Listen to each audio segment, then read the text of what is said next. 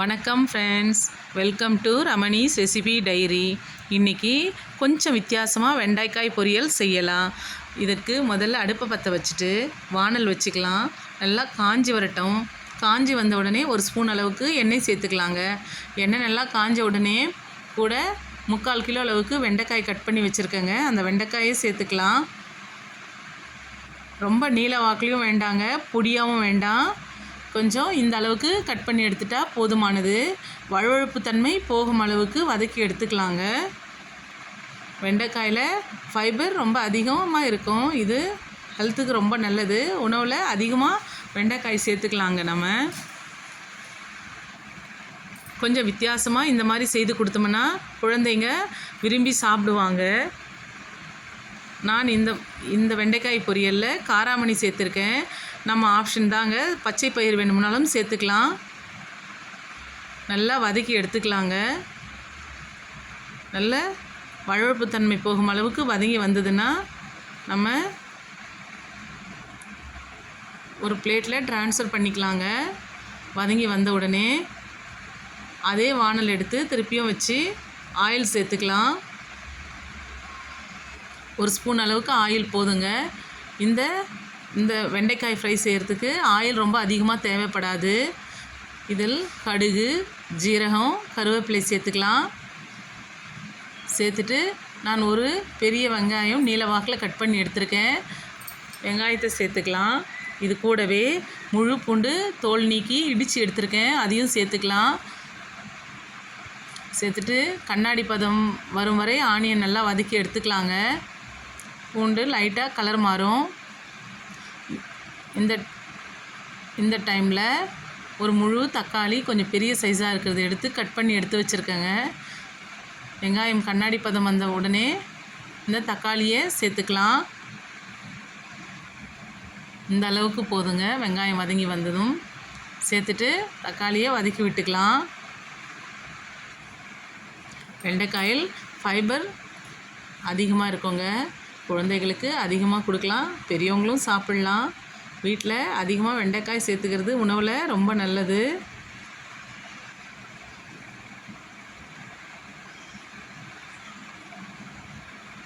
இந்த அளவுக்கு வதங்கி வரட்டுங்க. பாருங்கள், இந்த அளவுக்கு வதங்கி வந்த உடனே நான் பெருங்காயம் எல்லாம் 2 பிஞ்ச் அளவுக்கு சேர்த்துக்கிறேன். சேர்த்துட்டு கூடவே 1/4 ஸ்பூன் அளவுக்கு மஞ்சள் பொடி சேர்த்துக்கிட்டேன். சேர்த்துட்டு வதக்கி விட்டுக்கலாம்.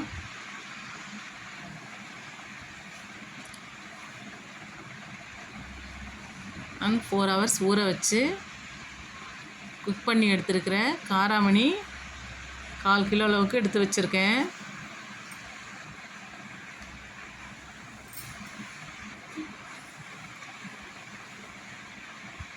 காராமணி தண்ணி இல்லாமல் எடுத்து குக் பண்ண காராமணி சேர்த்துக்கலாங்க. பாருங்கள், நாம் காராமணி வேண்டான்னா பச்சை பயிரும் சேர்த்து செய்துக்கலாங்க. ரொம்ப நல்லா இருக்கும். காராமணி குக் பண்ணும்போது லைட்டாக உப்பு சேர்த்துருக்கேங்க காராமணிக்கு.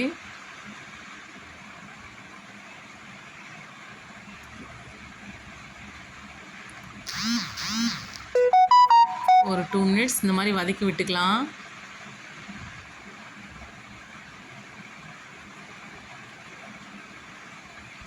இது திட்டமாக ஒரு 1/4 டம்ளர், ஒரு 1/4 கப்பு இல்லைன்னா 1/4 டம்ளர் அளவுக்கு தண்ணி சேர்த்துக்கலாங்க.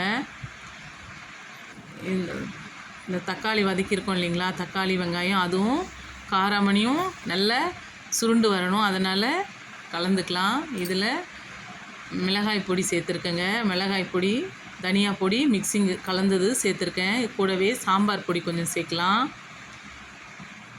சேர்த்துட்டு தேவைக்கேற்ப உப்பு சேர்த்துக்கலாங்க. உப்பு சேர்த்து கலந்து விட்டுக்கலாம். கலந்து விட்டுட்டு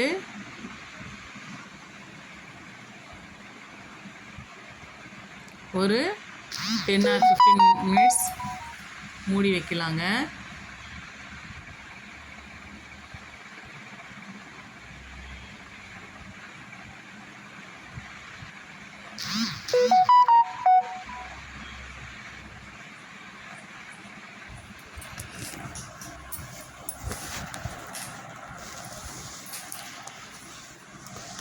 மாதிரி வெண்டைக்காய் பொரியல் காராமணி இல்லைன்னா பச்சை பயிரோடு சேர்த்து செய்தோம்னா குழந்தைகள் விரும்பி சாப்பிடுவாங்க.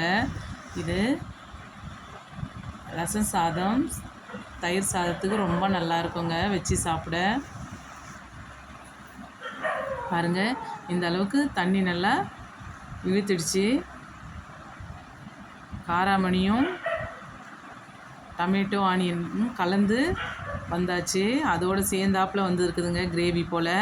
அதில் இந்த வெண்டைக்காய் சேர்த்துக்கலாம்.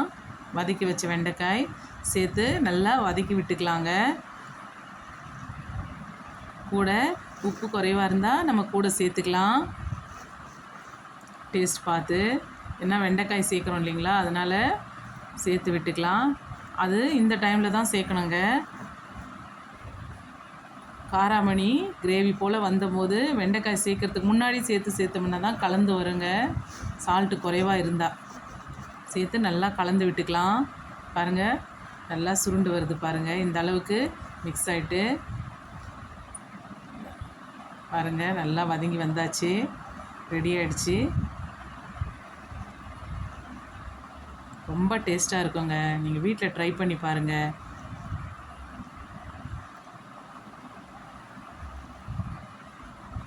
கூட நம்ம தேங்காய் துருவல் சேர்த்தா இன்னும் தூக்கலாக இருக்குங்க. ஆனால் நான் இப்போ தேங்காய் துருவல் சேர்க்கலைங்க இன்றைக்கி செய்யும்போது. நார்மலாக இதோட தேங்காய் துருவல் சேர்த்தாலும் ரொம்ப டேஸ்ட்டாக இருக்கும். நீங்கள் வீட்டில் ட்ரை பண்ணி பாருங்கள். பிடிச்சிருந்தால் லைக் பண்ணுங்கள், ஷேர் பண்ணுங்கள், சப்ஸ்கிரைப் பண்ணுங்கள். நன்றி.